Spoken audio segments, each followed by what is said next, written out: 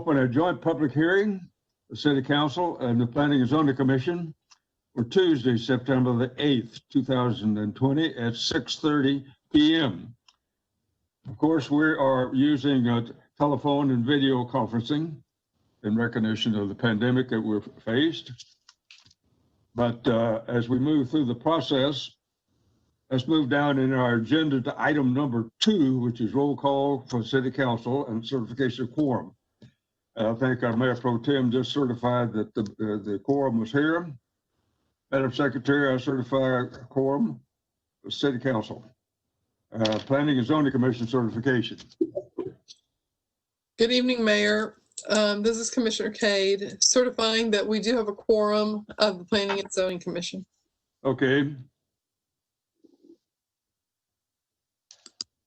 Okay, moving to staff introduction of agenda and format of the hearing, which will be for all 3 of these particular public hearings. Yes, sir. Thank you, Mayor Reed. For tonight's joint public hearing, we'll have a call to order, then a staff report, then the applicant has an opportunity to present, followed by a public comment in either support or opposition. You'll be called on individually to make your statements. Please be brief and to the point within a 3-minute time frame. Then council, the Planning and Zoning Commission and staff will have their discussion, followed by an adjournment. The items on for tonight will be discussed at the October 12th and October 26th City Council meetings. The items on tonight's agenda, there are 3 items. There's a zone change application for 3202 Wagon Trail Road, going from residential estate to office and professional zoning district. Then the second case is for 1636 Old Max Road. This is to take Suburban Residential-12 to the General Business Zoning District. And the third set is a set of Unified Development Code amendments. We will start off with Florence presenting the first case tonight. Okay, moving for the first item. Moving in our agenda, purpose of hearing, which ask the chairman of the Planning Commission to read into the record the purpose of the hearing. Thank you. All right, thank you, Mayor.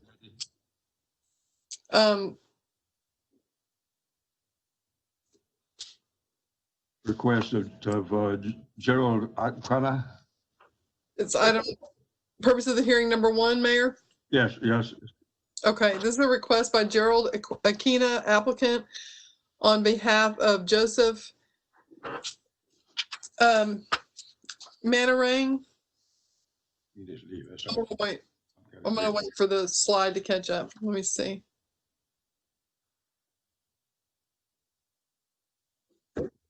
Well, no. Okay, thank you. On behalf of Joseph Manarang and Enrico Belarga, owners, for approval of a zoning change from residential estate district to office and professional district on approximately 3 acres of land. The general location is 3202 Wagon Trail Road. Thank you, Mayor. I complete your read-in. Moving item number 5, which would put us in the position of application, information, and case summary portion. Starting with staff report. Thank you, Mayor. Good evening, Mayor, members of the City Council, and members of the Planning and Zoning Commission. My name is Florence Buaku, and I'm a planner with Community Development. Today, I'm here to present a zone change request from Residential Estate District to Office and Professional District on approximately 3 acres of land along Wagon Trail Road. The purpose of this request is to accommodate an office and a medical spa, which we are classifying as a medical clinic in our UDC.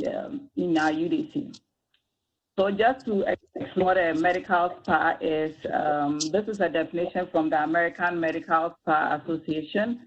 It defines it as a hybrid between an aesthetic medical center and a day spa, which involves the provision of non-invasive aesthetic medical services under the general supervision of a licensed physician, performed by trained, experienced, and qualified practitioners with on-site supervision by a licensed healthcare professional.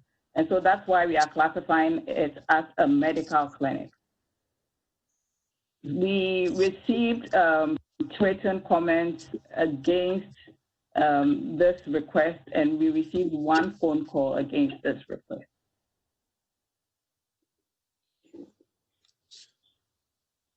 And so this is an aerial view of the site. The site is on Wagon Trail Road, and it's on a dead end road, which stops short of Magnolia Parkway.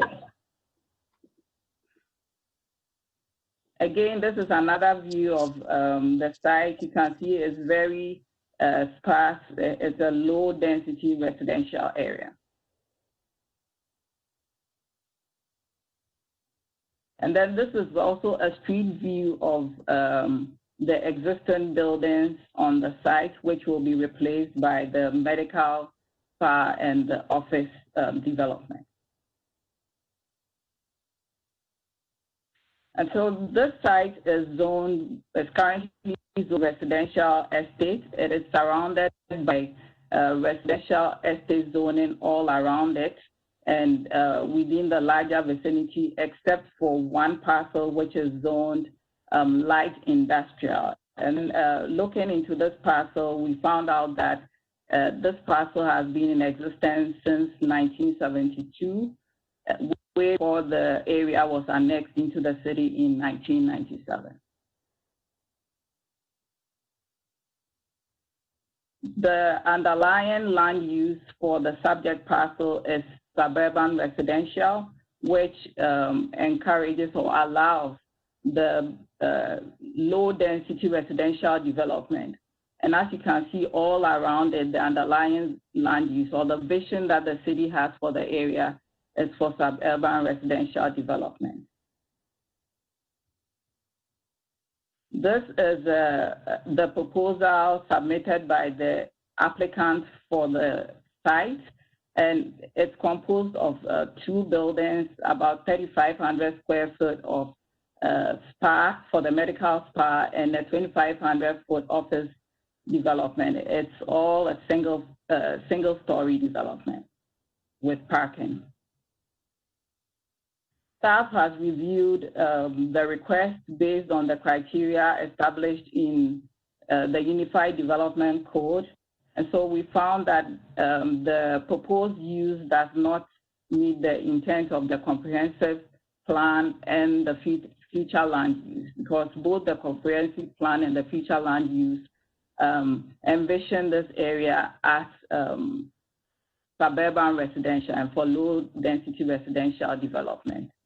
The subject property is currently not platted, and Wagon Trail is not one of the designated roadways for improvement on the thoroughfare plan, which means it will continue to remain a narrow residential dead-end road.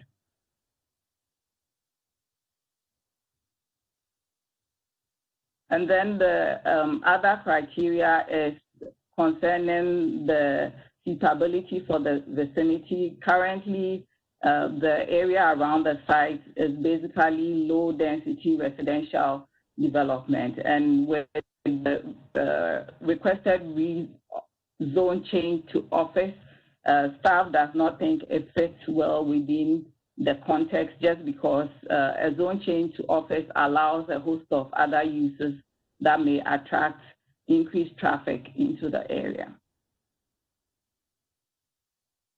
And so based on the criteria established, staff has made the decision, or staff recommends denial of the requested zone change. And that ends my staff report. Thank you, Mr. Mayor. Hey, good report. I appreciate that. Very good report. Thank you. Moving to item number B, applicant presentation. Councilmember Tim, would you introduce the new applicant presentation? Mayor, is the applicant online? Yes, I'm online. Okay, state your name and address and go ahead with your presentation. My name is Jerald Equina.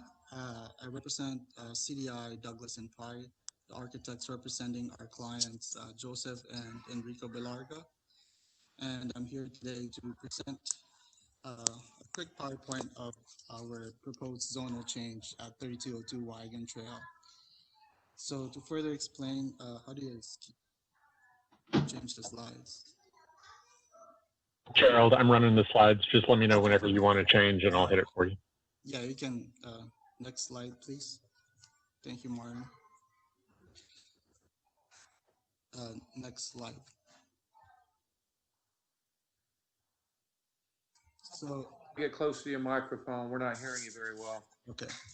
So to further explain the proposed project, we will provide you a few snippets of the existing conditions within the vicinity of our proposed zone change.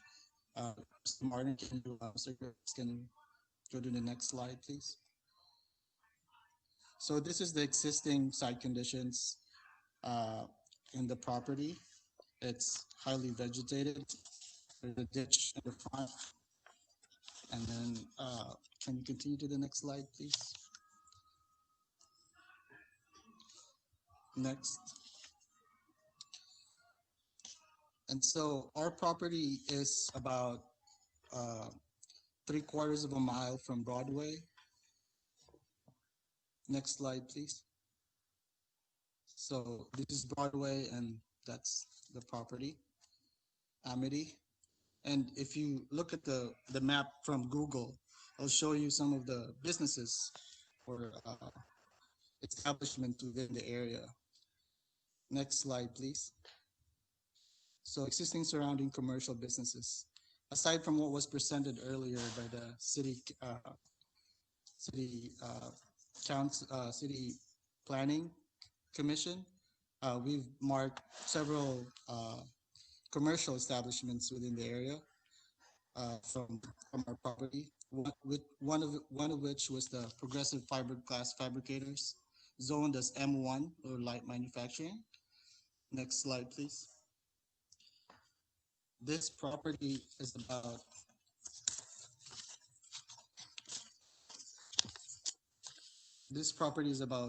300 feet away from our client's property, as you can see from the map. Next slide, please. And that's the front view of that property. Next slide, please. Next slide, please. And further away is Yard Mule Specialists, which is across the water thoroughway that leads to Mary's Creek. Next slide, please. Now, Yard Mule Specialist is a repair and they do repair and sell trucks, semi-trucks. So that's about 500 to 600 feet away from my client's property. The next slide, please. And basically, it's running against the waterway behind it, and they fix and repair cars. And this is a view from the corner of McKinley Court and Hatfield Road. That's in Centennial Village. Next slide, please. The next property is Center Drill. Center Drill is deemed as a residential also. It's about 600 feet from our client's property. It's in the corner of Figland and Wagon Trail. Next slide, please. And this is the front view along Wagon Trail. And according to Central Drill's website, they manufacture and provide drill bits and stabilizers. Next slide, please. And that's another view of Central Drill. That's at the corner of Figland and again, Wagon Trail. Next slide, please. And the next property is in the corner of Fight Road and Wagon Trail is Ellis Automotive. So Ellis Automotive, next slide, please, is a car repair shop. Next slide, please. So on this next slide, you see the repairing cars along the street of Wagon Trail Road and Fight Road. Next slide, please. Next one is Red's Wrecker Service and Quality First Pollution Repair. Next slide, please. Again, it's at the corner right across Ellie's Auto Repair, the corner of Fight and Wagon Trail. And they provide wrecking service and car repair as well. Next slide, please. There's another view of Red's Wrecker Service. Next slide, please. And right across Central Drill, there's a deemed residential property whose, I guess their business is trucking business. If you go to the next slide, they have basically semis carrying a load of, it looks like wood and other products sometimes. So next slide, please. Here's another view of that. Next slide, please. And so when the client asked us to provide a design to build in the property, their initial thought was their neighbors. They don't want the development to be an eyesore in their community. Like what you've seen so far in those previous slides, those development doesn't deem to be residential. Those are metal framed buildings with cars and trucks along the road. Now, our clients wanted something that is farmhouse inspired that will blend in with their neighbors nearby. Next slide, please. And this is the image of what they're proposing to build if their zoning change is approved. This is a perspective of the home health office building.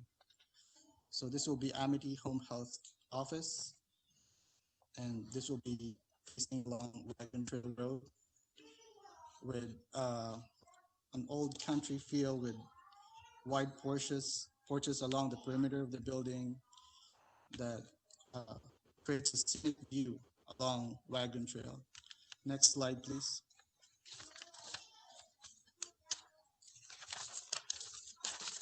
And this is the med spa building opposite of the proposed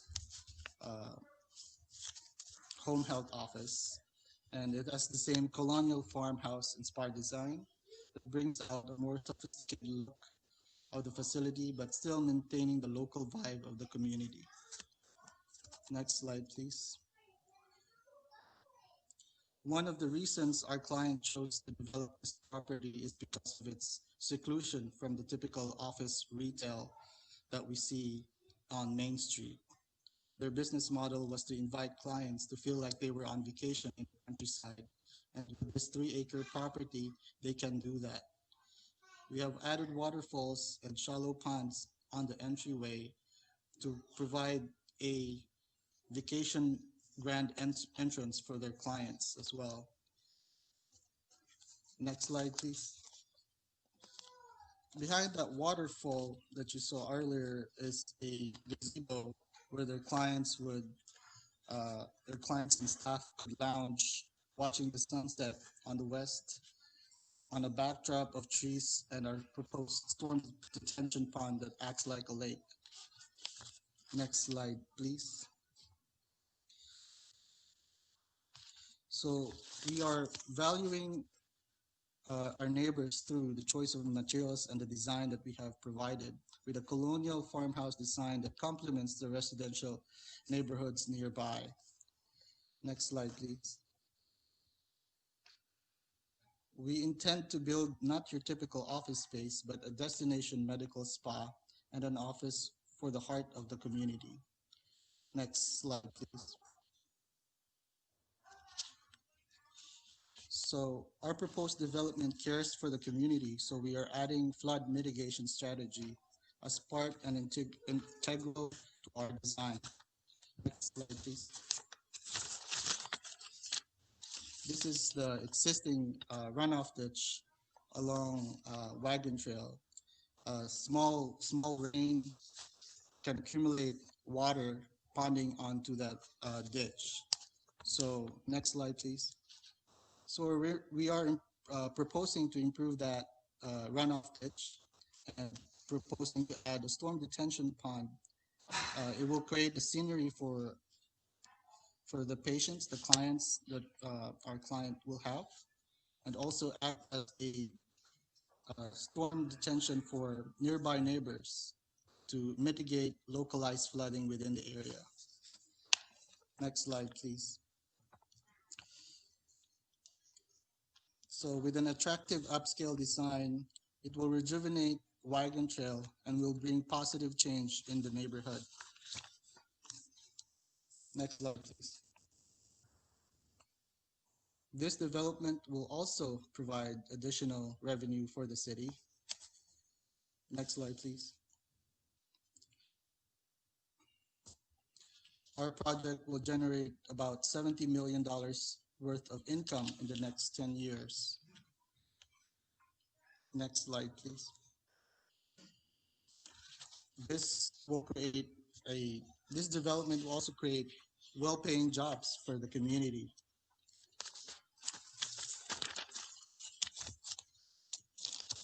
My client has informed me that in the first year, they will need to hire about 10 to 12 local medical professionals, not to mention the 5 physicians that they will need to operate the medical spa facility. And this will basically add 5 new physicians in the community. Next slide, please.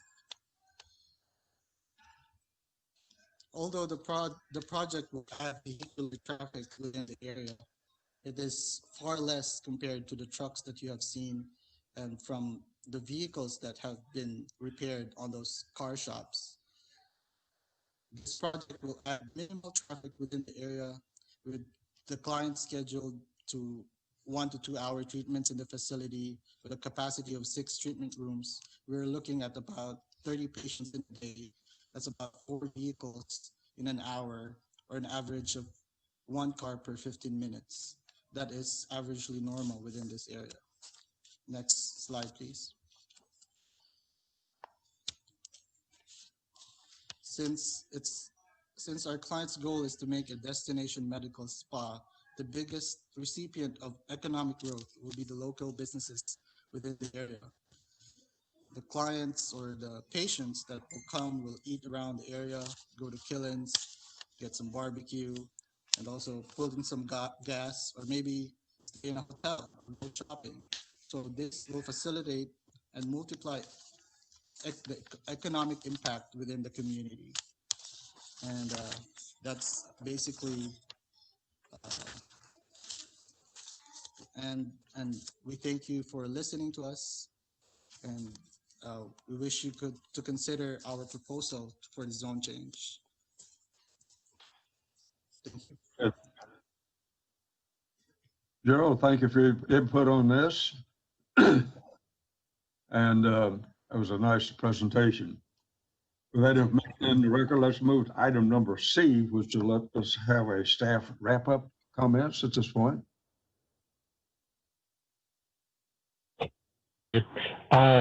There are a couple staff wrap-up comments pertaining to this item. Just for the record, there were 2 comments that were handed over from a Chad Buckmaster and a Priscilla Martinez. There is also a person who signed up to speak at the Planning and Zoning meeting on this item. Their name is Brandon Buckmaster. and they may not have fully understood that this was the time to make public comments. So I would like to bring that to y'all's attention before we get too far along in our process. But seeing as how a person is wishing to speak for or against the request is coming up, this is just a fair warning. Then I'd like to also point out that a lot of the businesses that were discussed within the applicant's presentation, those have been existing businesses that were either established before the zone or before the Unified Development Code and before the area was annexed. So those, are an existing condition to the area. For now, that will complete my staff wrap up. There you go. Good, thank you. That was thank you, Martin. I appreciate that. Moving next item, item C, which is the staff wrap up. Item 7 on our agenda, persons wishing to speak for or against the proposed request. Mayor Pro Tem. Thank you, Mayor. Is there anyone participating in the meeting that would wish to speak for or against this proposal? And you said that Brandon decided to speak for this? If he has been able to sign into the meeting. He is on the meeting. I think now would be an appropriate time to at least ask him if he would like to comment now or to save his comment for before the Planning and Zoning Commission. Brandon, I'm going to unmute your microphone now if you'd like to speak. Yes, thank you for having me. Just a few points I'd like to make is living directly across the street from the proposed change. My family has owned this property since 1965. 3 generations that's passed down through now. We do kind of like our quiet, residential street. As mentioned, I know the businesses that are on the street, most of them did exist before we were part of the city annex. So I like that to be considered. Also, the construction on a project of that magnitude, there's no way this street could handle that. I mean, and I saw that there's no plans on improving the roadway.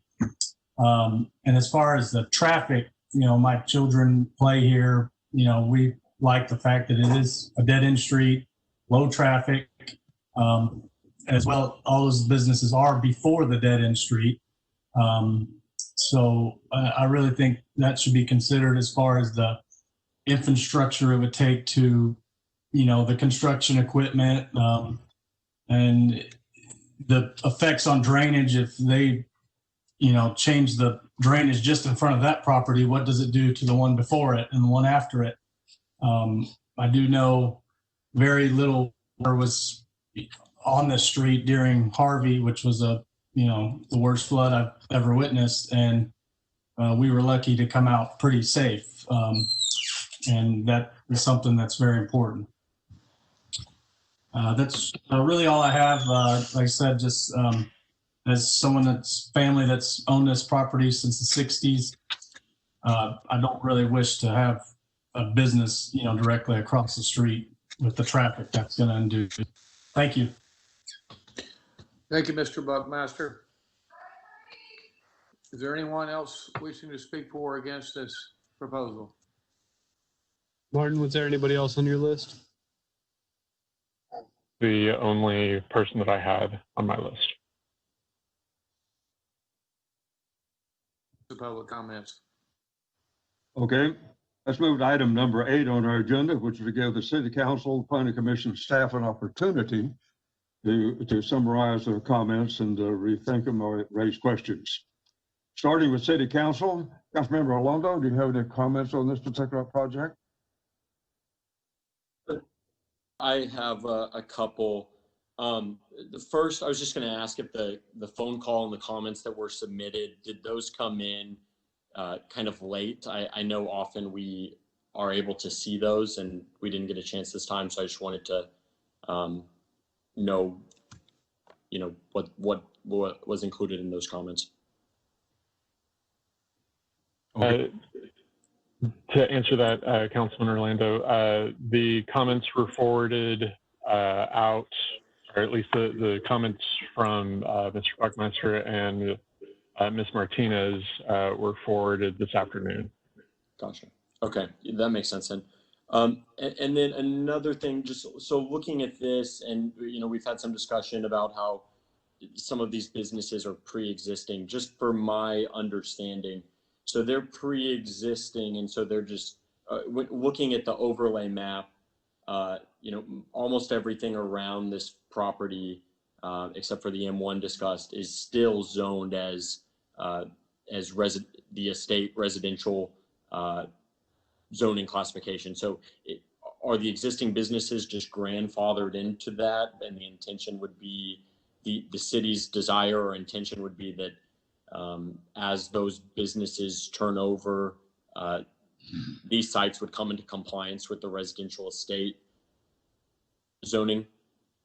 Correct, Mr. Orlando, or Councilmember Orlando. So in 2006, when the Unified Development Code came in and we had the rezoning to bring all of the zoning districts from the land use and urban development into the Unified Development Code, this area was designated to be primarily residential estate. So anything that was an existing nonconformity would be allowed to maintain its existing conditions until it has a trigger, or the site has a trigger that forces it to come into compliance.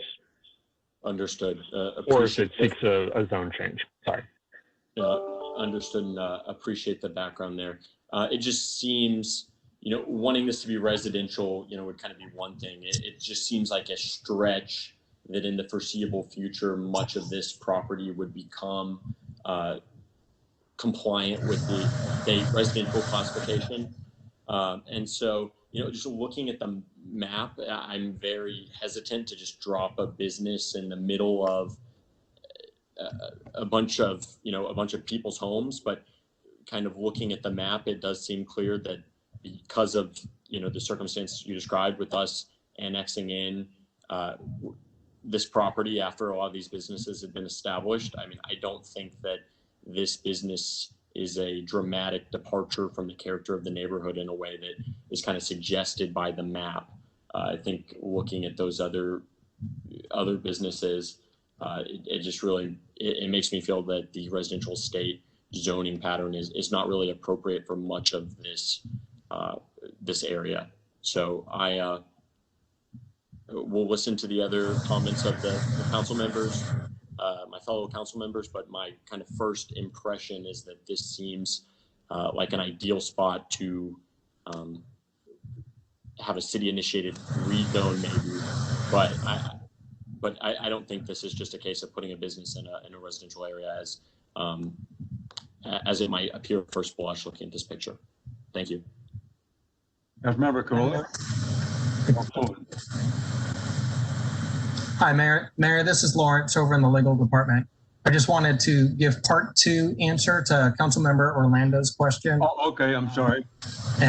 So as Martin said, the things that are, there are several other properties that were referred to that were pre-existing to the city's annexation. So they would be legally existing non-conforming uses.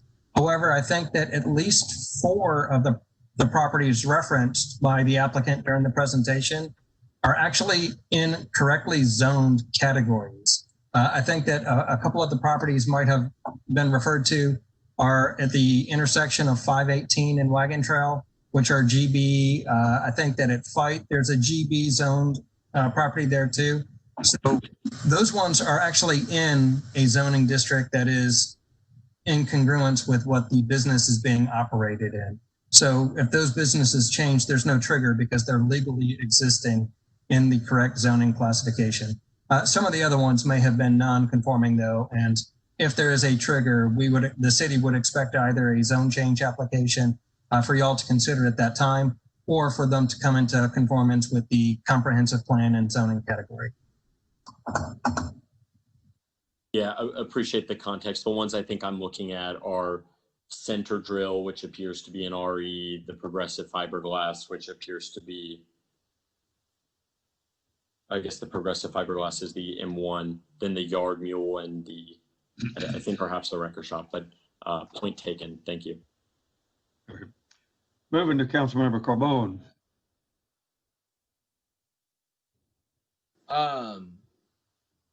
I guess just a reminder that the zone change stays with the dirt, and I mean all the renderings and everything. None of that in a site plan is tied to this zone change. So the question is, do we want to drop a piece of OP into this area? And I think that's a hard sell given the residential. I mean, there is some old businesses there, but the residential nature around it. I guess question for staff, did the applicant have a pre-development meeting?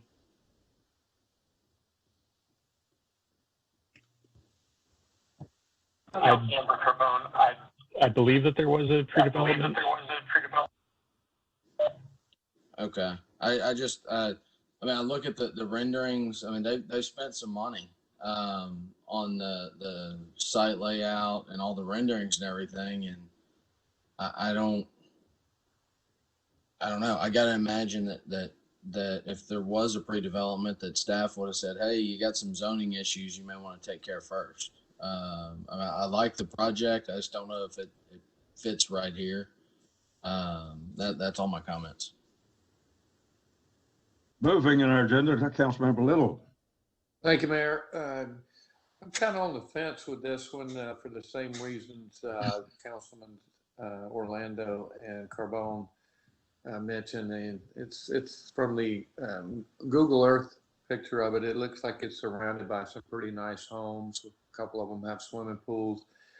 I don't know if I lived there, if I would really be in agreement with a business going in and the associated traffic. I'd kind of like to hear maybe what the rest of the council members and the Planning and Zoning Committee have to say. So I'll just leave it at that, Mayor. Okay. Councilmember Hernandez. Thank you, Mayor. I got a couple of questions here.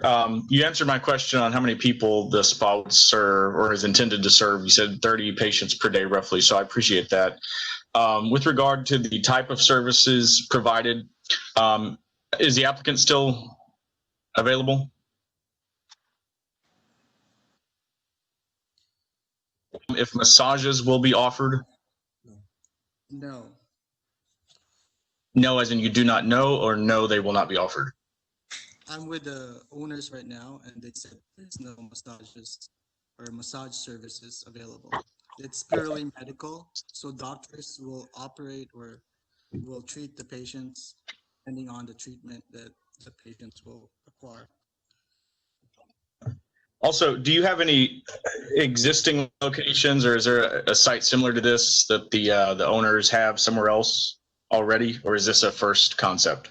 This is their first concept for the medical spa. Okay. You showed the detention that you want to put into the back. Do you have any plans in the future to ever, or do you anticipate ever expanding beyond the current site plan? The client wants to keep that into a serenic background. Basically, the storm detention pond will also mitigate flooding within the area, will stop flooding within the neighborhood, but also act as a scenery for the patients. So I don't think they're gonna expand in the back. It's just basically what we proposed is what they're gonna build. Okay, would you be comfortable then if this was approved, would you be comfortable agreeing to, or with the condition of not ever expanding beyond that? And can my client speak? Because I'm with them. Mr. Joseph Manarang and Enrico Belarga is with me. Can you respond to that? Yes, my name is Enrico Belarga, Administrator for Amity Home Health. As of this time, we do not see any future plans for that backside of the property, as we want to maintain it as every time our clients would be looking on that side of the property, it would look serene and peaceful. So we want to keep it as it is. And if possible, the only development that we would probably be doing there is to plant more trees and greeneries and flowers. So it'd be enjoyable to the site. Thank you for that. Since this will be a medical facility, will there be any hazardous material handled on site or any disposal, things like that? Is that anything you anticipate? Yes, we do anticipate something like that. We're not looking into like a big amount or a lot of biohazard. Most of them will be contained in small sharps containers. Blood and blood products will have to be in small buckets as biohazard containers as mandated by the Texas State Department. Okay. And then I have one more question. This is Mr. Buckmaster, in his comments had mentioned flooding on the street and asking about the mitigation efforts. Either the applicant or staff, if anybody has any input on that, if you think there will be an impact one way or the other, negatively or positively, just any feedback on that would be appreciated. But that's all I have. So I appreciate your time. Thank you, Mayor. Councilmember Owens. Councilmember Owens. Mayor, if I can jump in real quick and just remind everybody that this is not a CUP or a PD. This is strictly a zone change. So everything we're talking about, and legal can correct me if I'm wrong, but this is just a bunch of hearsay and pretty pictures. We're talking about, do we want OP in the middle of RE? So the applicants can say what they want and they can sell the property the following day. If it's P&Z's will and they want to go down this line of questioning, I guess we could do potentially a PD or something if we're looking to tie their hands that far. But I guess just a warning that we don't get too distracted with the renderings and the discussions, that underlying all of this is just a simple zone change. Councilmember Carbone, I appreciate you stepping in there. I didn't want to step on your toes. I was going to follow up with the question that Councilmember Hernandez made for development at the back. Development at the back would be at whatever capacity the OP change, the OP zoning district allows for. So if, and I was trying to look that up, but their intent to not build back there is nothing but an intent. And as you said, we're zoning the land and it could be developed to the full force of the OP district if this zone change were to go forward.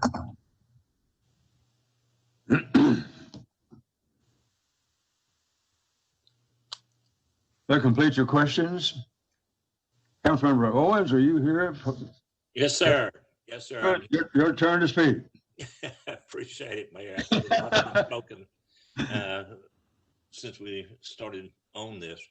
But anyway, I think it's a nice and attractive looking development. Thing about it, though, the people that live out there in the location now were there previous to the city annexing them in, and they had that property and moved out there as for a reason. And like I say, I think it's a good development and it looks really good. I just think it's in the wrong location, to be honest with you. You know, if I were living out there and had the property like some of them on either side, I think I'd be really upset too, because you've been living there for a long time and you're out there for a reason, and then you got annexed in. So I just think it's in the wrong location. So I really wouldn't vote for this to move forward. Okay. Thank you. Let's hear from the Planning Commission, Mr. Chair.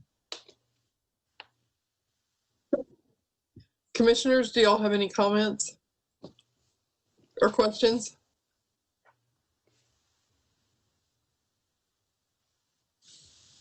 Recognized Caldwell. Chairperson Ms. Cade, this is Henry Fortes with Planning and Zoning.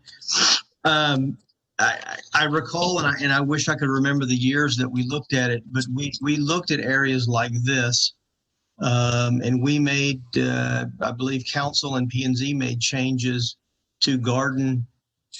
I believe it's a specific zoning category similar to 288 has its own category.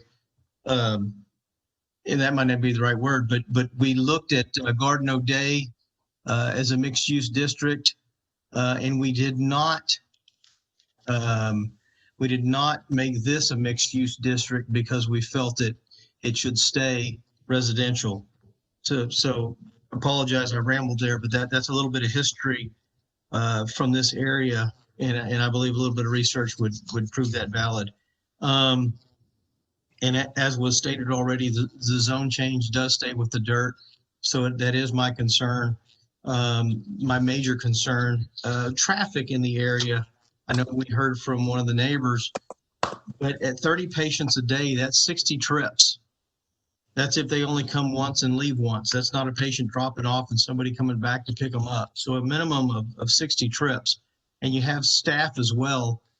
And I believe the applicant said there was 10 to 12 staff members, or it was 8 to 10 or somewhere around there. But you can multiply that times 2, and if they take a lunch, you can multiply it by 4. So that's a lot of traffic on that road, and that doesn't speak to construction, a brand new building. As the other council member stated, love to see this project in Pearland, would love to have that business in Pearland, but I just don't know if this is the proper location. And that concludes my comments. Thank you. Okay. Any other planning commission comments? Commissioner Dansby, I would agree. Speaking as property owner, as we most of us all are, I would be disappointed in this opening up the opportunity if it was to be rezoned to OP for not necessarily this project or another project like this with little. Once you open that can of worms, you allow this property to become, office professional. And it's a wide variety. So I would be, as it's stated, I would be opposed to it. If I was a neighbor or lived across the street or around the corner, I would be, disappointed that this opened up this much traffic, this much risk, this much concern for my family, my children, and my neighbor's family and children, if it was to be changed to OP. And that's all I had to say. Thanks. Thank you. Commissioner Wicker, I have some comments. The issue that I see is you're in an area where there is mixes. There's a lot of non-conforming uses, but but the fact that it is zoned residential, I think if you try to approve something like this, there's a lot of other property that's either with residential use or undeveloped that you're going to create some precedent. And I think it would be very appropriate to just leave it as it is and not create spot zoning. That's all I have to say. This is Commissioner Ashley Bardwell. I have several comments. I know that this is a residential area, and from the photos provided, you just get a very rural feeling for that area. I saw a lot of high vegetation, so it doesn't, to me, deem an area that needs to be rezoned. I do appreciate the work that went into the PowerPoint and the photos and the draw-ups for what the area would look like. And the examples that were provided of other businesses in the area were more industrial, automotive, wrecking and trucking. And I don't think that that's a fair comparison, because that's not going to have the type of foot traffic that this business would have, as it's been stated. If someone makes a trip out there, that's going to and from, and that's only even if that's one time for the day. So I think for the way that the area is already zoned and what's out there, it's just not a good fit for the area. And I do echo the sentiments of others that I love the idea of this business, but I don't think that this is the proper location for it. Any other comments from the planning commission? I just, the other commissioners covered it. They said everything I was thinking, so I'm not going to spend any time. Commissioner Earls, did you have anything? Would be to mirror what the other commissioners have said. I think it's a very good project, just wrong location. I agree completely, Mayor. That concludes the Planning and Zoning Commission. Let me ask Commissioner Hendricks. Did you want to say anything? Oh, I totally agree with what everybody else is saying, but I did want to just say something to the owners. I think there's some definitely better suited areas in Pearland for this type of project. I think as someone who loves to go to the spa myself, your work is beautiful, but I would be a little bit unsure about going into a residential neighborhood spa. So just really kind of take that into consideration, because Pearland does have pockets of areas where they have general business zoning, and those might be some better locations. Perfect. So complete your comments? Yes, Mayor. Thank you so much. Okay, moving next to the staff discussion at this point. Mayor Reed, I made a comment about there being a pre-development. After I made that comment, I thought, let me go back and check my notes to see if there was a pre-development or a consultation. Off screen, I checked my email. I don't see that there was one, but that doesn't mean that I maybe was not a part of that consultation. But that may, I'd like to clarify that statement that I made.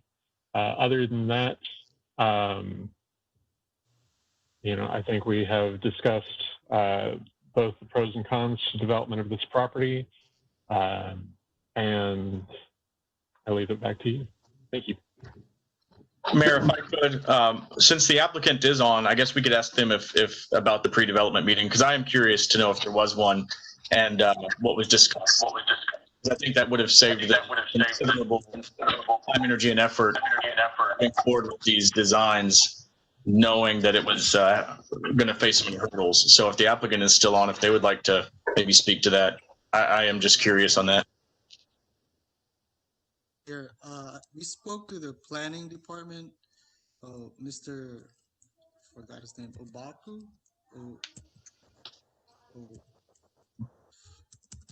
But we did speak to the city planning, and we asked them for advice on the property, and they said to apply for a zoning application if we want to rezone the property, and also get inputs on how the voting works and all that to the council.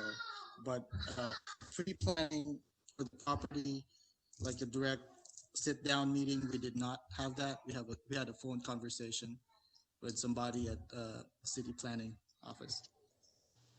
Okay. Thank you. Thank you, Mayor. Okay. Moving in our agenda to item number 9, which will let me adjourn this public hearing at 7:28. And in like manner, I will open a second of our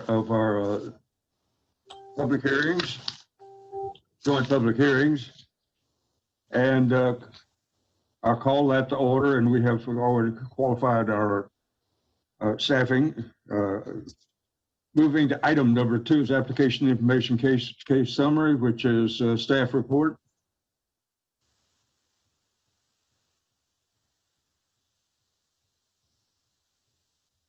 There is an issue with this. We'll do the purpose of the hearing and then come back to the application information and case summary, if you would.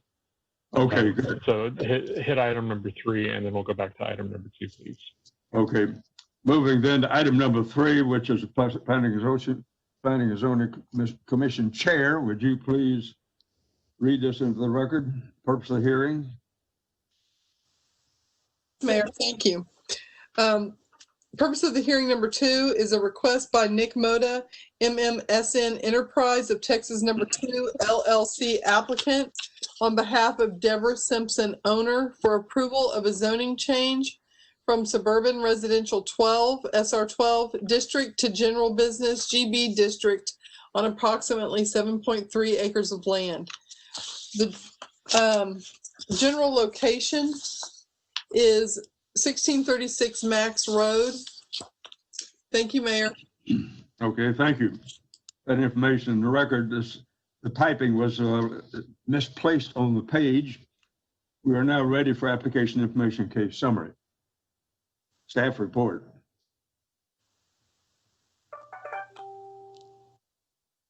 Thank you, Mayor. Mohammed on the line? Yes, Martin, I'm here. Good evening. Thank you all. Thank you, Mayor. Thank you, City Council members and Planning and Zoning Commission. Mohammed Barim with City staff.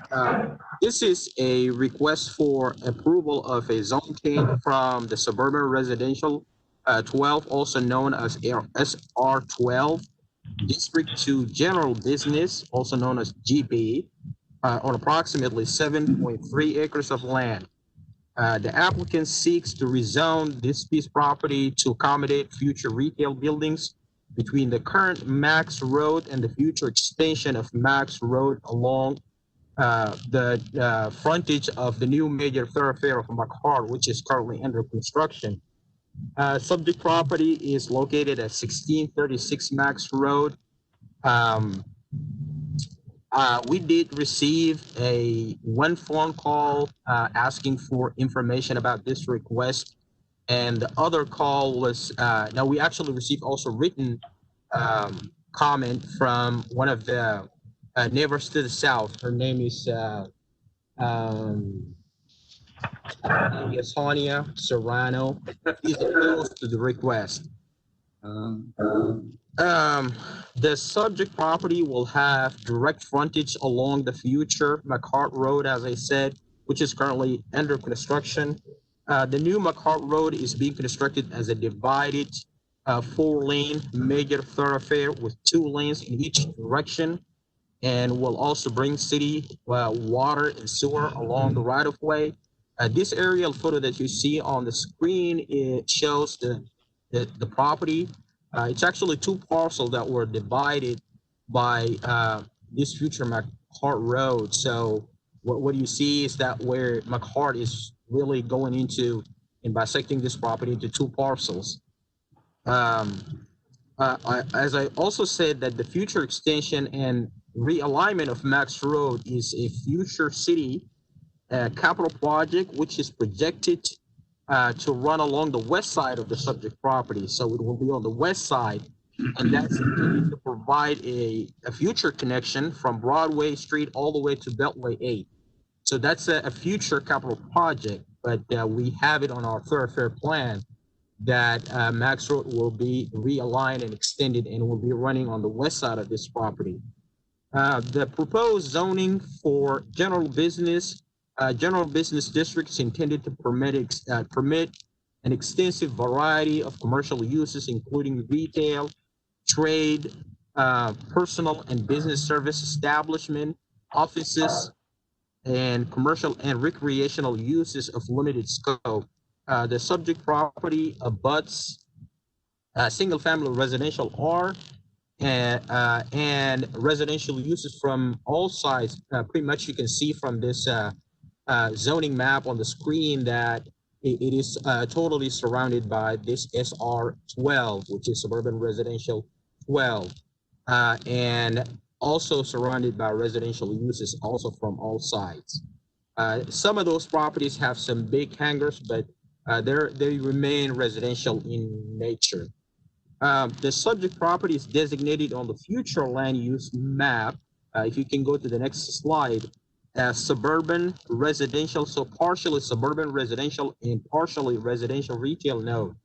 The suburban residential is intended to accommodate residential zoning districts, and the residential retail nodes are intended to provide limited retail and personal service operations for customers for immediate residential neighborhoods only. So you can see that big blue dot on the map. That's the residential node there. Everything around it is still suburban residential for the future land use map. If you go to the next slide, again, this is kind of a future schematic or how the applicant intends to develop the site. Again, will not be tied to this zone change to the ordinance, but this is just speculative of how the site will be developed. If you're gonna go to the next slide. So staff evaluated this request and the proposed zoning is consistent with the land use classification for that retail node. And so, as well as the thoroughfare plan, the future McCall Road will be designated as major thoroughfare with a divided 4-lane, 2 lanes in each direction. The property is currently now platted, and as I mentioned, also public utilities will be extended as part of that McCart Road.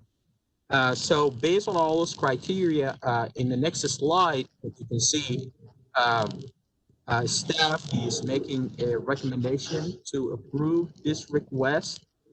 And if you go to the next slide, yes, that's the recommendation.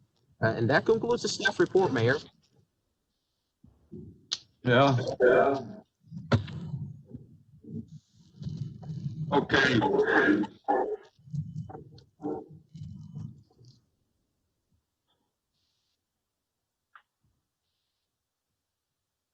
So there's the staff report. Report, Mayor. I completed staff report. Moving to application, the applicant presentation. Mayor Pro Tem Little, introduction. Thank you. Is the applicant online?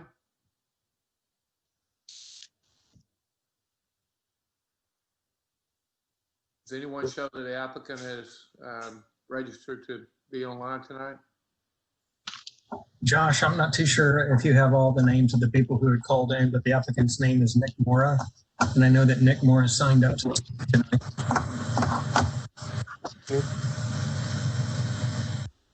Nick, are you there? This is Nick Mota. Mr. Mota, go ahead with your presentation. Okay, great. Thanks so much to the City Council and to the Planning and Zoning Commission for being here. We don't have too much significant to add on behalf of our company beyond what the staff report provided after this project. I think you did an excellent job in summarizing what we intend to do. I want to, though, add to that our vision here is to essentially bring the zoning in line with what the city has had a vision for. So as Mohammed said, the future land use map indicates a retail node here at this corner. And the property that we are asking to be rezoned is directly between the current Max Road and what will be the future Max Road. And the future Max Road, according to a 2016 study concluded by CDM Smith, ordered by the city of Pearland, will be the highest growth road in the entire city by the year 2027. And so our anticipation is that this intersection of the future Max and the current McHard will be a major intersection and will demand the retail use that we propose here. Our vision right now is still speculative. The properties have obviously not been platted and nothing has gone yet to engineering or to design from an architect.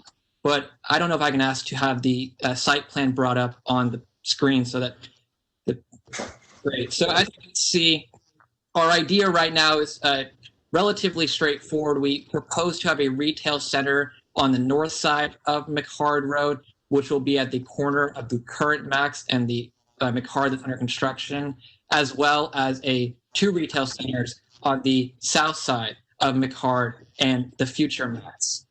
Both of these are going to be signalized intersections per our understanding. So again, ease of access should be very easy to get in and out due to the signal being there.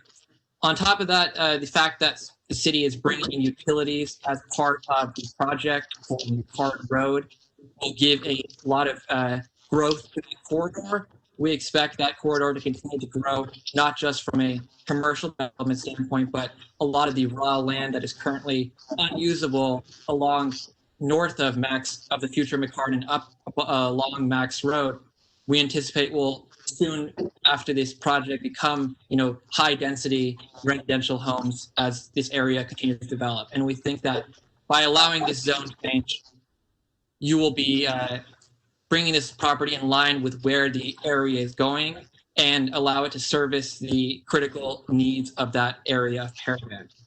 I would also add, we are understanding that there are residential uses that surround the property. We are proposing in this site plan, and we intend to obviously follow through with that whenever we go to construction. We are proposing large landscape barriers so that we are able to create a barrier between any commercial development and the residential uses. We, of course, want to ensure that the residents are able to enjoy the peace and quiet of their home, and that's why we propose the detention ponds being along the backside of the properties on both sides to mitigate any kind of potential impact in terms of noise or any kind of development, as well as large landscaping development along the backs of the roads as well. Lastly, I would add that we anticipate that this will provide a lot of the need in the area for things like daycare, things like Domino's, things like various retail use cases. If you notice, basically all the way from Highway 35 now to where will be Cullen Boulevard along the future card, there will be no other major retail areas, and we anticipate that this will become that corridor that allows the residents of Pearland that live in that area to easily get to whatever kind of retail needs they might have, be it a daycare, be it food, be it some kind of apparel store. And that's why we are asking City Council along with the Planning and Zoning Commission to approve this zone change. And if there's any questions, I'm going to stick around throughout the rest of the presentation to answer those questions, and I look forward to getting this approved. Thank you. Completion of that comment. Let's move to item C, which is staff wrap-up comments.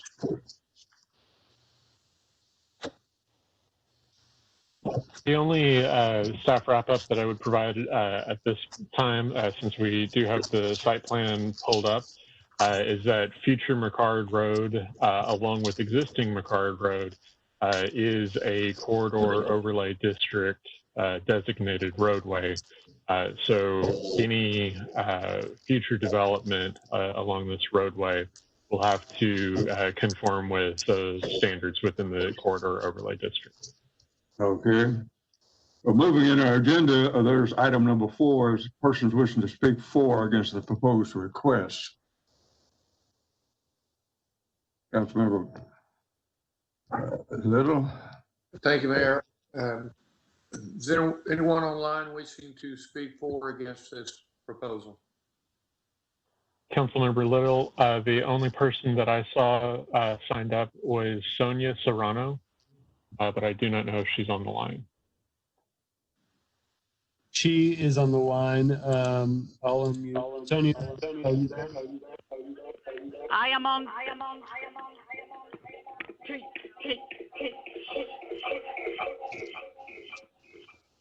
Can you hear me? I think we have a sound problem. Yes, Sonia, if you have the meeting on in multiple places, oh, it looks like they maybe just hung up. Probably take that back. Okay. Hang on just a second. Let me see. I think I have them right here.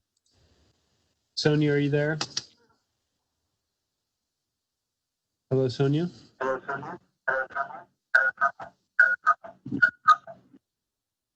Hello, this is Ruth Flores.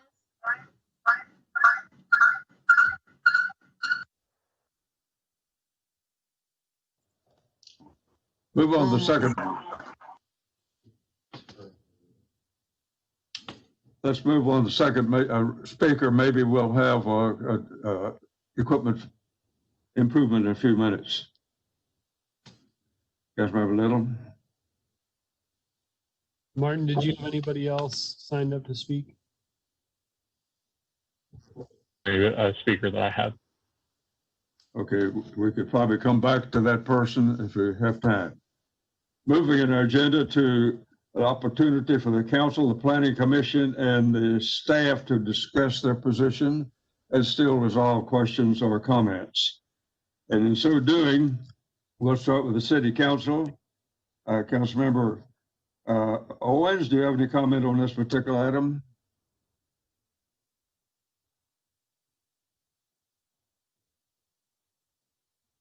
Councilmember Owens. Let's move up then to Councilmember Hernandez. Thank you, Mayor. I really don't have too many questions. I think that this zone change, to me at least, makes sense given McCord coming through there. I think this is going to be a pretty regular occurrence probably in the future. So I'm glad that we're looking at this now, trying to think ahead. But that's all I have, Mayor. Thank you. Okay, Councilmember Little. I think this is an appropriate zone change, given the fact that we split this owner's property down the middle. With the shapes of the property, there's not a whole lot you can do with one end of it. So it's going to be a major future intersection. So it just makes sense that you're going to have some retail there. So that's all I have, Mayor. Councilmember Carbone.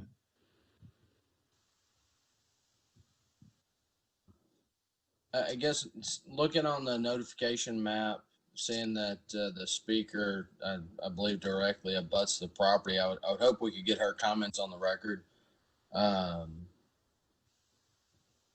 guess if you could go, staff, to the retail node, if you go to that slide, and just to clarify, that blue dot for the retail node, is that there to indicate the size of the node, or just showing that it's there? Carbone, that's to indicate that that's an approximation of the general area, since we weren't exactly sure where McCard was going to come through. But it's certainly not to say that retail can only exist within the bounds of the circle. Okay, because just looking at the scale of the site plan to the size of that blue dot, I don't know that anything could be developed completely in that retail node. So I guess the future land use map is essentially going to call out these, 4 or 6 properties right there at the intersection, saying that those are all potential retail nodes. It is essentially the intersection point, and that anything within a very narrow vicinity may be more appropriate than parcels which are further away, or a commercial designation. Okay. And then, I think most everybody on here knows there are setback requirements between GB and residential.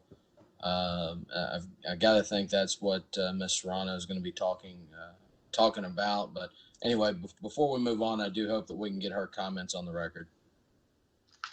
Okay. Moving in our agenda to Councilmember Alondo. Do you have any comments on this item? Yeah, I would agree with Member Carbone that I would like to hear the citizen comment if possible. And I would just also like to say, we are in the middle of the budget right now, and we talk a lot about shifting the burden off the backs of taxpayers. And these are the kind of shifts to zoning that we have to make in order to do that. So just the big picture of what we're doing, and that everything is connected, I would be inclined to be in favor of this. But again, would like to hear the feedback from the citizens. Thanks. Okay. Mayor? Hi, Mayor, this is Lawrence over in the legal department. If I could interject, as 2 council members have said they wanted to hear, or at least have more information from the person who has signed up to speak, who we have some technical difficulties with. I wanted to say that I did see that person has submitted written comments. I don't know if they were distributed by planning earlier today in the email that went out, but we do have written comments from the speaker And we do know about her opposition and the basis of her opposition. And when this comes to your attention as an action item, I suspect that staff will be sure to include that written comment with those recommendations. Okay.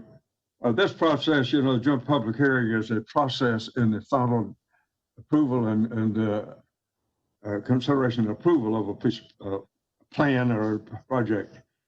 And so we've got several more steps for this one to go through. So that's not really an issue too much right now, but I'd like to have those comments in place. But while we're waiting on that, let's go back to Planning Commission. And Chairman. Excuse me, Mayor. Hi again, this is Lawrence with the legal department. I just wanted to ask if we can make sure that Councilmember Owens, you originally went to him. Oh, I'm sorry. Had a hard time unmuting. Oh, okay, thank you. The only thing I see on that, on the north side of the property there, and then a signal there on McCard and Max Road, they got 2 entrances and exits on that. There's not going to be enough property or enough distance to be able to do that. And one on, as you go into the development through there on the north side, another one on the entrance there. And then on the south side of property, you got 2 entrances and exits there. I don't know what the total distance is on the footage for those slivers of property, property there. And this probably has no bearing on it right now until something happens on it and goes through it. But you're not going to be able to do that, especially on the north side when you're right adjacent to the signal in that area there. So that's the only thing I saw on there that, of course, commercial is going to follow any opening like we're doing on here, to look at it right now. But that's one of the problems that the people that have that property right there needs to look at, because they're going to be locked in to that area there on the entrances and exit. So it's not there. That's all I have, Mayor. Thank you. Okay. Thank you, Woody. Thank you, Lawrence, for that. Moving to Planning Commission, Chair. Commissioners, does anybody have questions or comments? Mr. Wicker, I've got a couple of questions, I guess. First off, I presume that the city has already acquired the right-of-way for this project, and I was curious about the timeline when all of this construction is going to be completed and the property would be able to be developed if it were rezoned. That's all I have. Okay. Any of the Planning Commissioner comments? Madam Chair. Yes. Henry, Commissioner Henry Force is here. I did want to comment, and I'm sorry that I failed to recall which council member mentioned the retail nodes. I think it was Mr. Council Member Carbone. When we established those residential retail nodes, and there were 2 sizes. One was 5 acres and one was 25 acres. The 25 acres were for a larger intersection similar to Cullen and 518, or Cullen and Broadway. The residential retail nodes, the thought behind those was that you would have a small center to help with neighborhood services and or just the smaller type things that you might not find on 518, which has a lot more drive count. McHard may be one of those roads similar, but it also may be similar to South Fork. That's to be determined. When we kept it at 5 acres, we drew a circle around it, and that circle was really to establish that's the general area. That was the correct statement. But the 5 acres was I don't want to say a hard and steadfast rule, but we did not feel that this area should have 20 or 25 acres if it was a 5 acre node. We voted multiple times, and in the future or after we made those rules, or they were accepted by P&Z and council, we denied a few parcels that already had significant retail establishments or had gone above and beyond the 5 acres that we felt that, it's just a little bit too much in a neighborhood setting. I don't believe that's the case here as much, but I just wanted to give you the history thereof. The other thing is, I believe this road splitting as it is and Max Road changing in the near future, we're really establishing 2 intersections here. So theoretically, because we didn't know Max was going to occur, we could say that these may be 2 separate nodes. That being said, I think the total acreage here is 7 acres. So both of them together would, if you just had one retail node, would have surpassed it. Not by that much. I still think it's in the spirit, but with the second intersection there, I think it's in line. The other thing I would hope, I know we do have rules and regulations regarding buffers between residential and commercial like this, and I would hope that they do get a 6-foot masonry wall in between the two, and not just a few extra feet of plants and shrubbery. I think a retail node like this does deserve, the neighbors deserve that. Thank you for your time. Okay. Any more comments? Ron? Jennifer. I don't foresee any residences, someone buying this land and establishing a home and having children that would never want to live off of a major thoroughfare. I definitely see this as small retail stores to serve the community. Could be, a hair salon. I love the idea of the daycare that someone mentioned.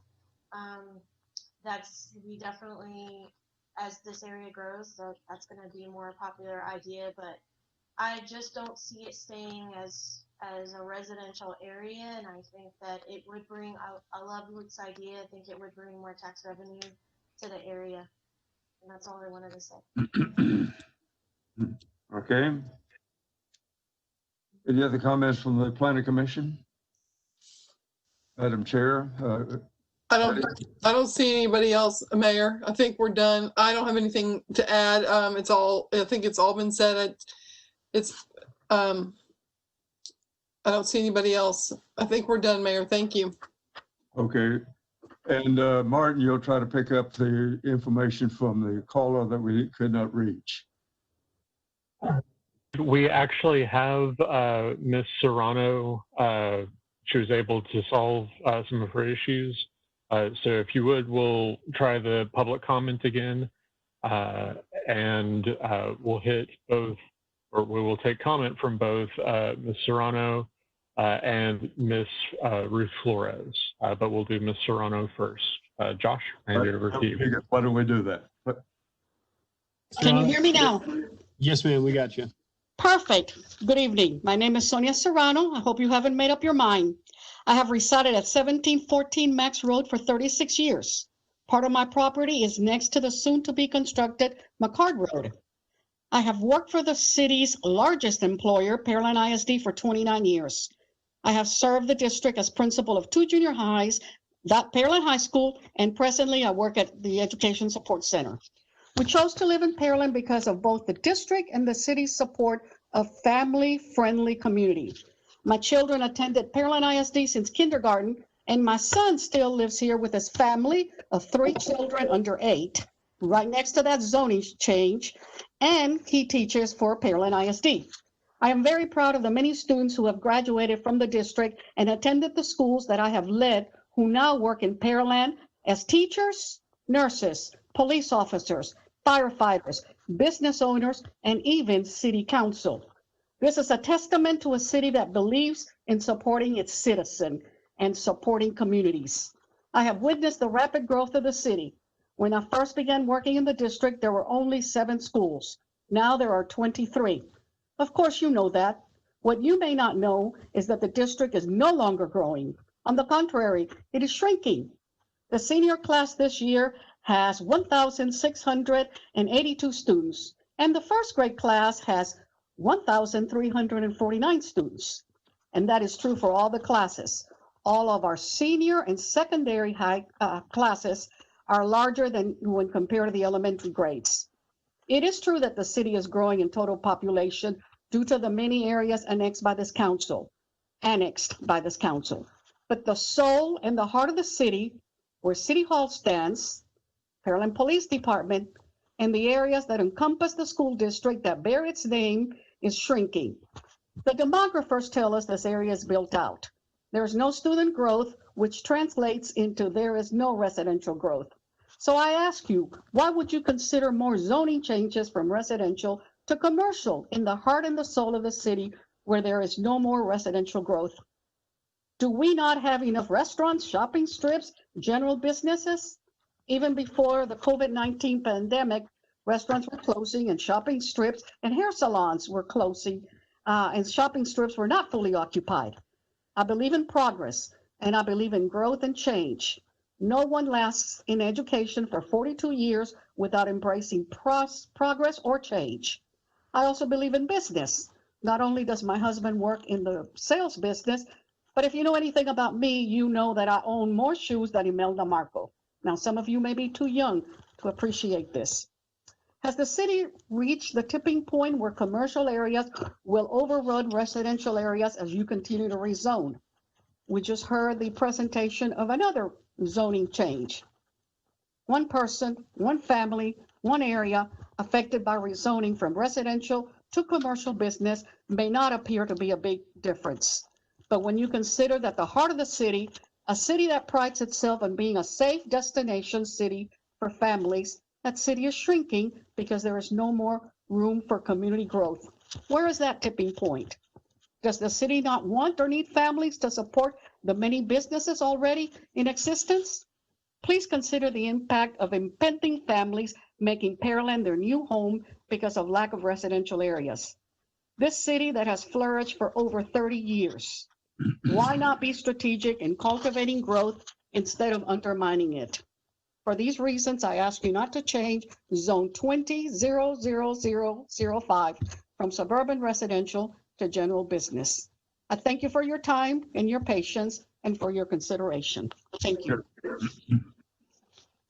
And Martin, do we have another second speaker? And Ms. Ruth Flores. Okay, that would be the last of it. Okay, thank you. We appreciate your letting us speak. We feel that the change of the property from residential to commercial will cause the peace and security of what we enjoy here to stop. We feel that allowing businesses to be present so close to our residential property will bring in possible criminal activity, vagrancy, and other changes that we can only guess at. Are we talking about gas stations, convenience stores, things like that? We understand that a road is something that we cannot avoid because of progress, but we feel that allowing commercial property as well is not a positive action for our rural lifestyle that we came to appreciate.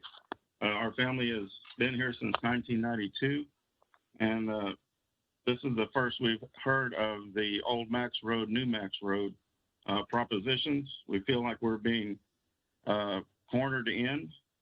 I don't feel like a retention pond and plants will be enough to make us feel secure. We have children and grandchildren here, and we'd like for you to listen to our opinions as well. And as Sonia said, we oppose this proposition. Thank you for your time. Good. Any comments other than Excuse me, Your Honor, Mayor, this is Lawrence over in legal. Yes. It sounded like Mr. Flores, and I apologize if I understood what was happening. Is it Ruth Flores who signed up, or is it somebody else who signed up? It's both. It's my husband, and so he's because I was having trouble with my phone, so we put it on his, and he was able to speak. Okay, and could your husband identify himself with his name and address then, please? George Flores, 1722 Max Road. All right, and we just want to make sure that we track your comments. I am not seeing, and my understanding is that you signed up, but I wasn't seeing your speaker registration. If you could follow up, I believe you have a screenshot of your registration. If you could follow up tomorrow with that information, especially because you're on the notification list. We want to make sure that we track your written comments and we include that as the calculation so we know what type of vote, whether it be a majority vote or super majority vote, that city council needs. So if you could follow up tomorrow, we'll reach out. If you could provide that information so that we're sure to track it as a part of the legal proceeding. Thank you. Okay. Does that complete our speakers? Yes, sir, Mr. Mayor. Okay.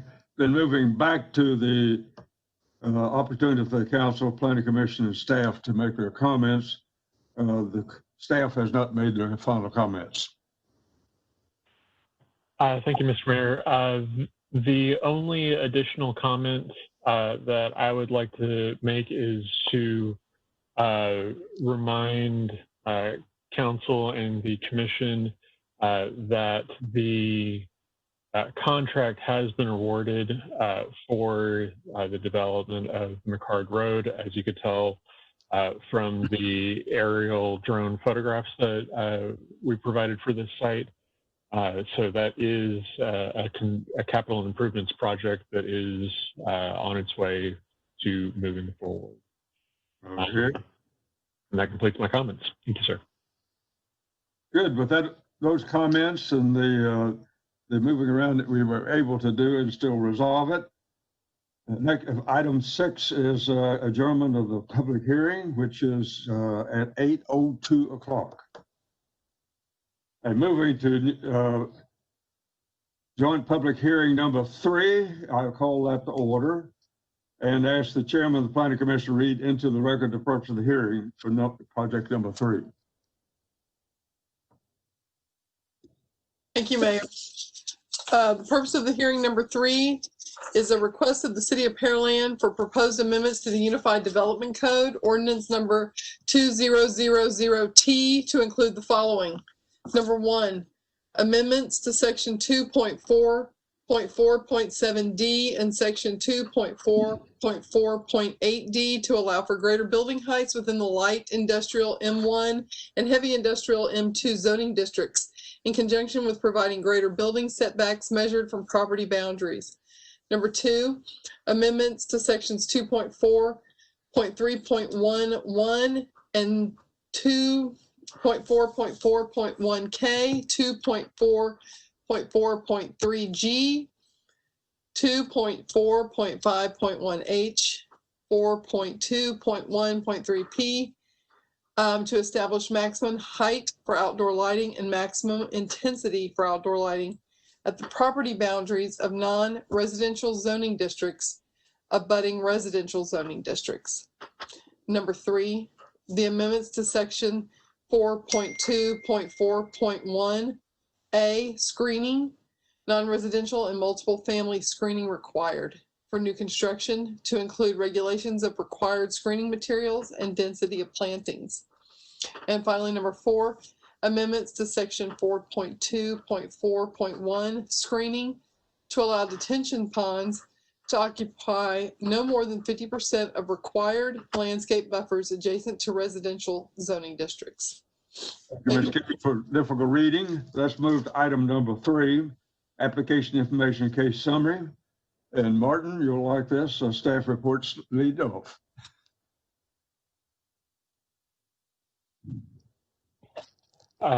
So this is a small but important set of amendments to the development code that we have noticed as we've seen development coming through over the past few months. The first is dealing with our light industrial and heavy industrial zoning district. We're noticing some requests for taller buildings and bigger office spaces to house some of our industrial developments. So what we are proposing through amendment of these 2 zoning designations is to allow an additional foot of building height for each additional foot of building setback. So after they reach, or after the applicant proposes, an additional 20 feet of height to their building, then they would have an additional 20-foot setback before they could meet that height privilege, should this get passed. No portion, and excuse me, let me rewind that. Being mindful of residential and multifamily districts, we're proposing that no portion, or that this inclusion wouldn't be allowed if there was a portion that was within 100 feet of a residential or multifamily district, including street, alleys, or rights-of-ways.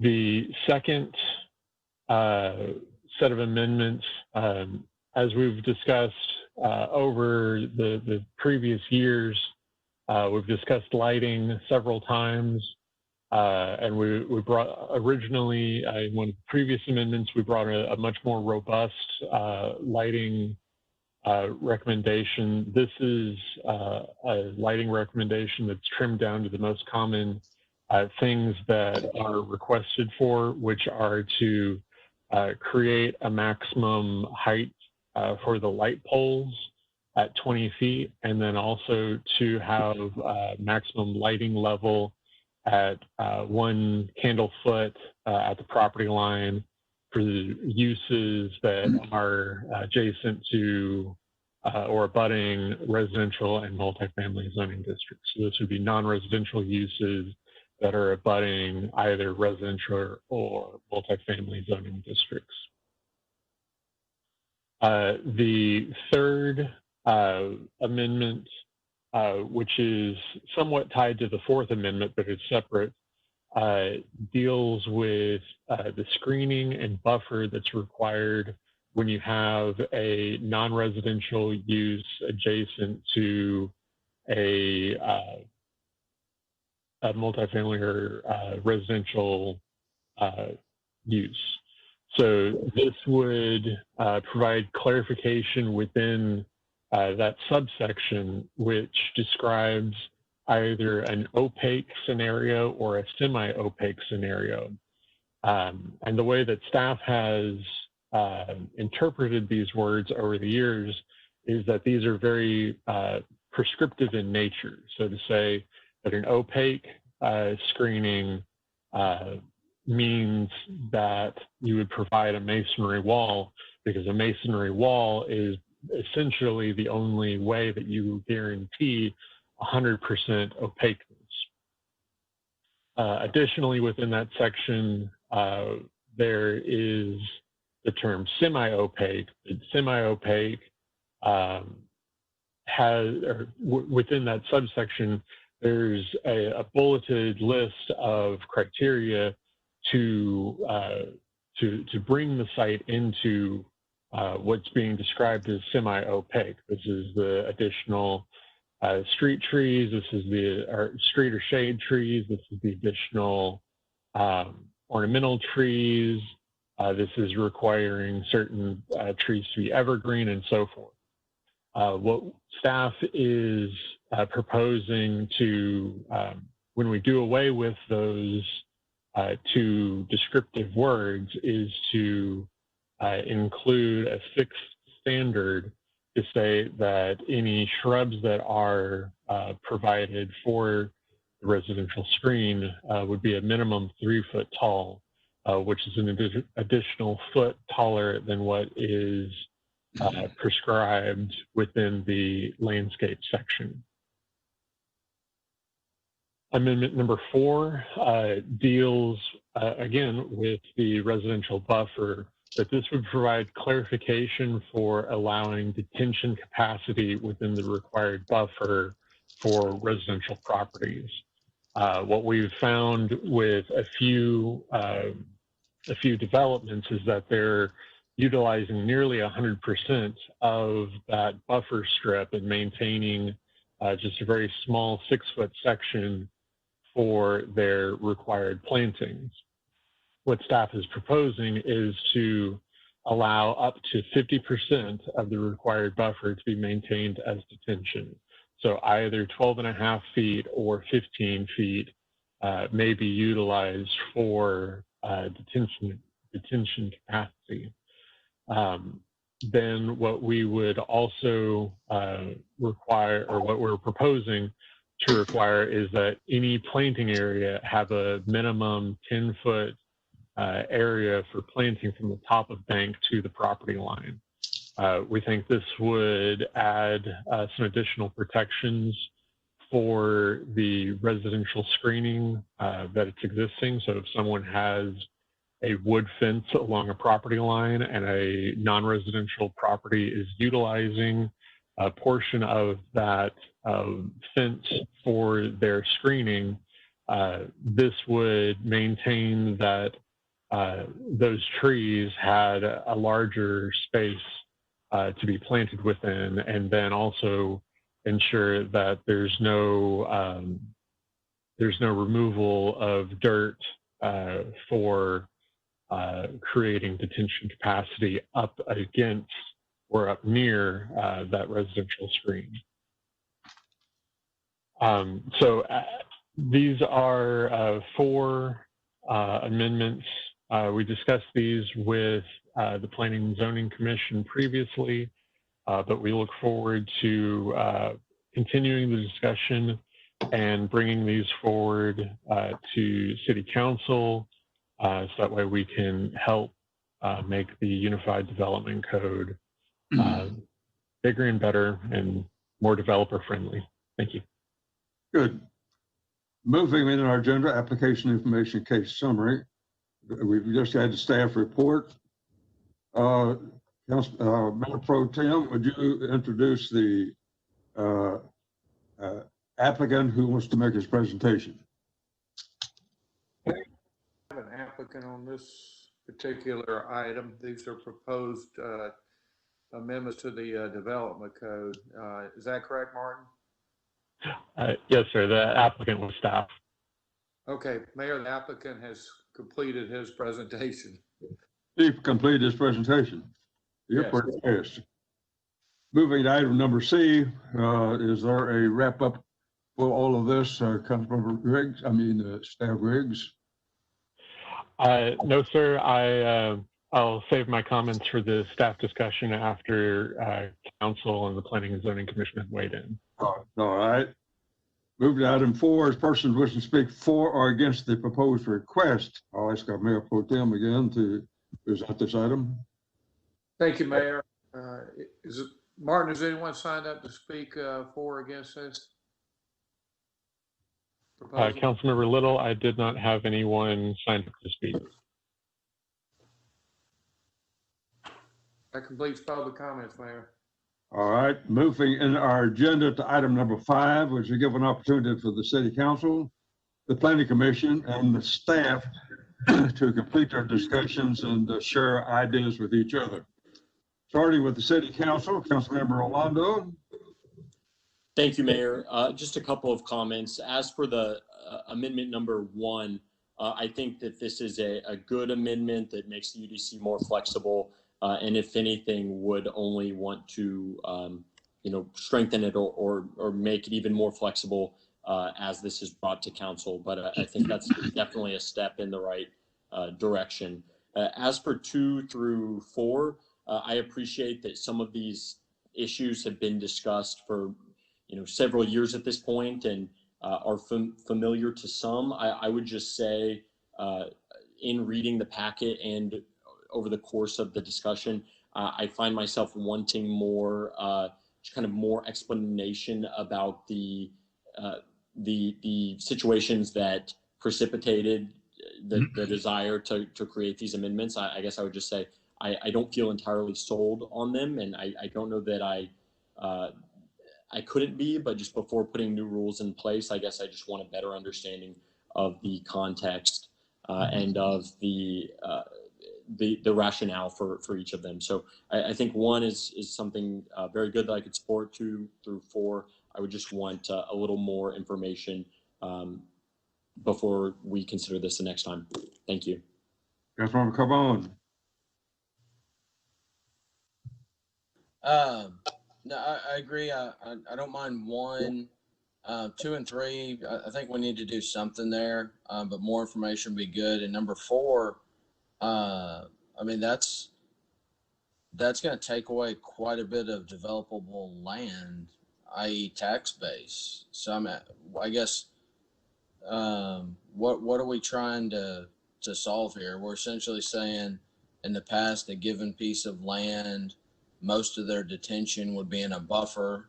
But now we're saying you can only use half of it as a buffer. So therefore what was otherwise, developable tax base, we're saying, no, that's got to be a hole in the ground.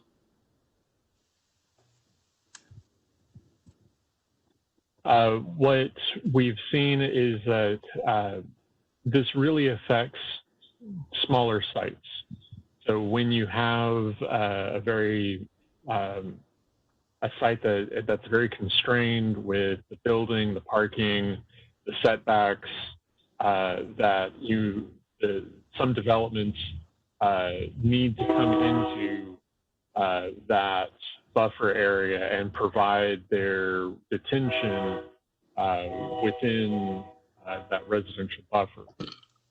By providing the detention within the buffer, it reduces the land available for a proper planting, and then really squeezes those trees and shrubs into a narrow 6-foot minimum area.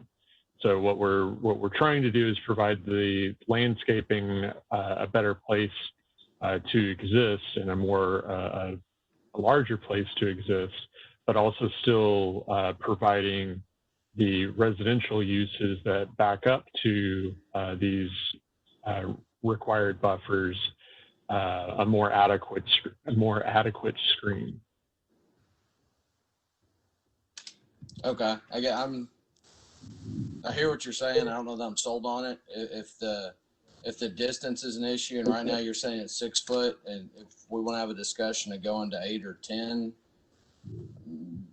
maybe, but I think there could be some bigger effects.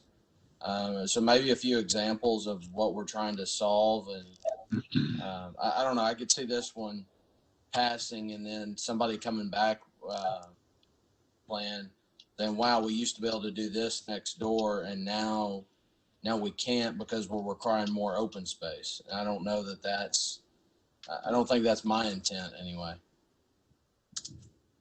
If I may give my perspective here on what we're trying to accomplish here, we're actually receiving some complaints from some of the residential subdivisions that are complaining about detention ponds being constructed too close to being constructed into those landscape buffers and being too close to the fences or mesa screening walls or whatever.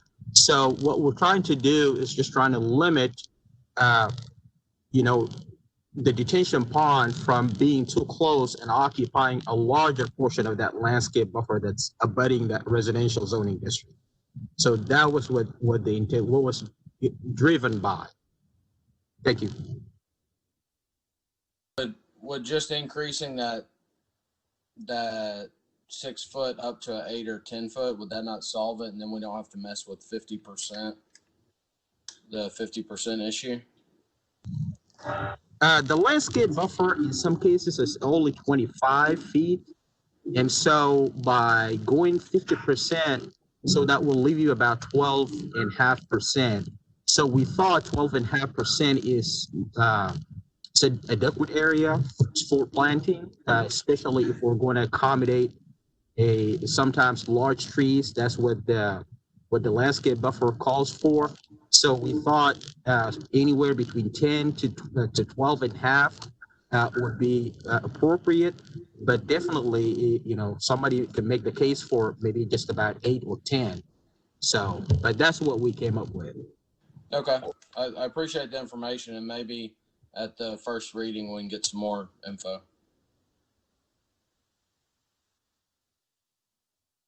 Okay, any other comment here? Tony, that completes your comments. Right. Okay, Governor Councilmember Little? I'm okay with 1 and also 2. I think 2 comes up a lot when we're talking about commercial developments abutting residential neighborhoods. So I think it's good to get it into an established code.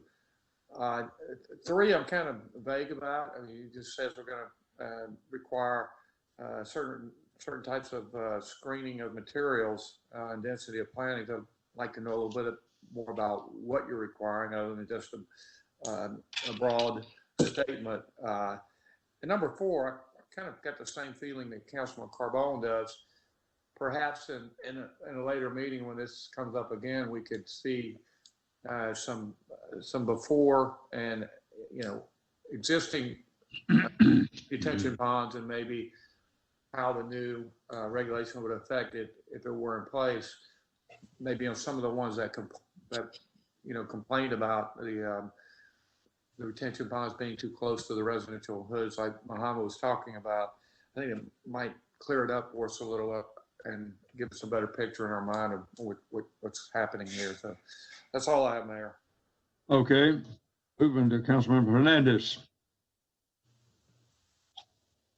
Thank you, Mayor. I just wanted to, I guess, 2, 3, 4, I'll kind of echo what's already been said. On amendment number 1, however, I did want to touch on that a little bit more and say that, Mayor has brought this up in the past, and our previous speaker also pointed this out, that we are running out of room to develop here in Pearland. So I think this is a really good start to a conversation that needs to expand. I think that we have to start thinking more about density, and our future is, I think, at some point going to have to be vertical. So I think this discussion should be expanded upon. Number 1 is a good start.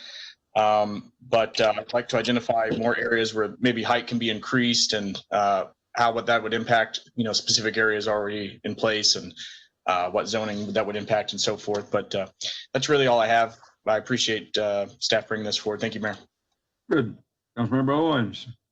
Yes, sir. I agree with Councilmember Hernandez on the number 1 area there.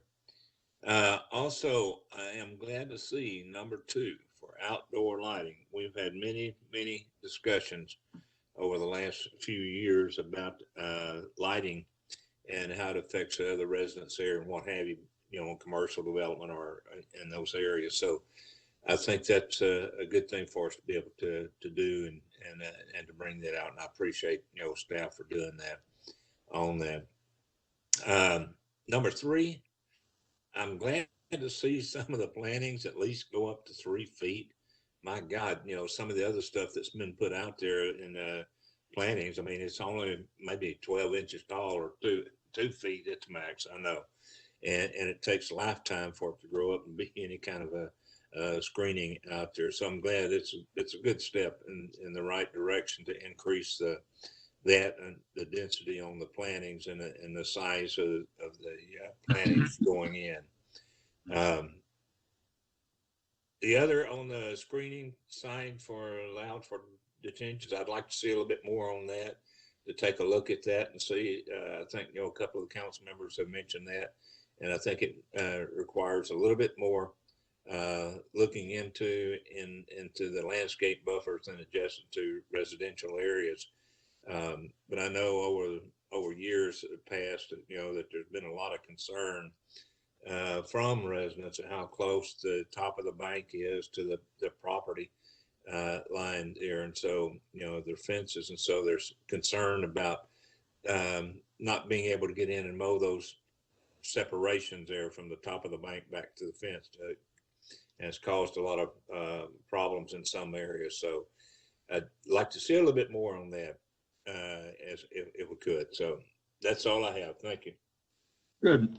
Planning Commission, Madam Chair. Thank you, Martin, for going through these. I really appreciate the removal of the words opaque and semi-opaque, and staff providing a more specific description. I agree with, I think Councilmember Hernandez said, number 1, we have to grow up at this point. I would like maybe see number one have a few more specifics even. But the rest of them I thought were, everything was said on number 4 that I was thinking, and number 2 we've needed for a while. So thank you, Martin. The other commissioners, any comments?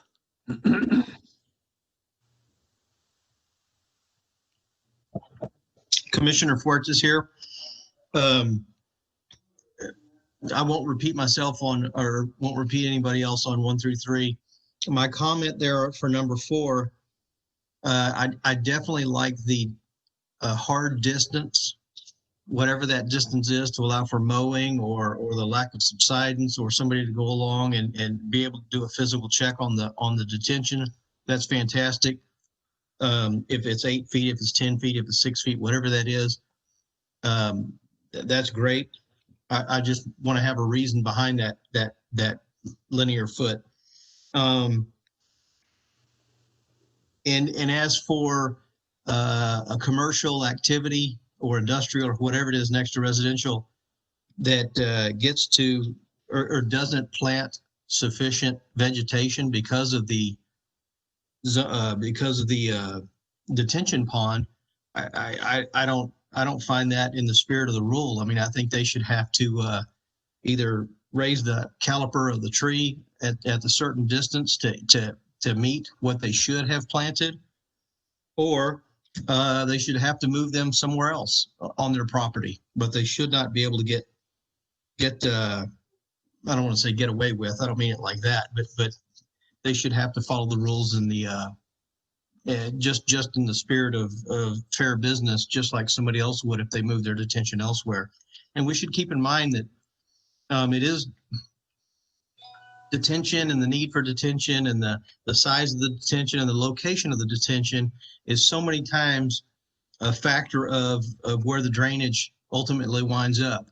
And so I don't want to restrict them too much because of that, but at the same time, I do want them to follow the spirit of the rules. Thank you. Any other comments from P&Z? Commissioner Henricks here. I just wanted to say that I don't agree with putting ponds up against the property line. I do think there should be a few feet. And if you're going to have to plant trees, the trees are not going to survive if they don't have enough room.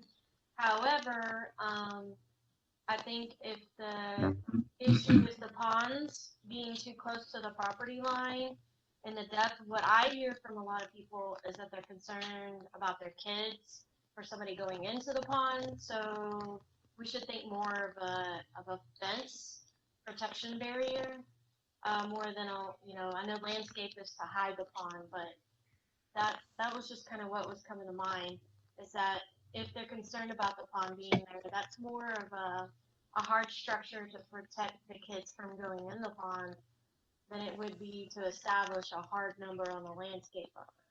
That was all I had to say. Good. Madam Chair, does that complete your P&Z? Commissioner Wicker, Dansby, did y'all have anything? Commissioner Boswell? All right. I think we're done, Mayor Reed. Thank you. Okay, moving to staff discussion. As a wrap up.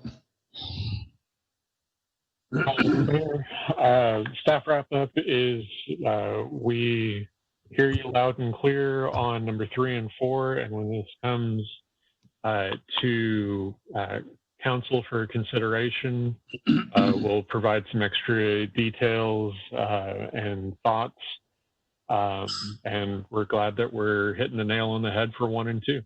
So thank you very much. Good. Let's all remember that these joint public hearings do not have a council decision-making process at this time. It's part of the process of going through the development and analysis of the issues that we need in the joint public hearing process. So that let me see what time it is. It's 8:30. I'm going to adjourn this at 8:34. Immediately move us into a joint special meeting of the City Council and Planning and Zoning Commission, the City of Pearland, for Tuesday, September the 8th, 2020 at 6:30 p.m. At least 6:30 p.m. is when the scheduled time for starting. We are now at 8:35.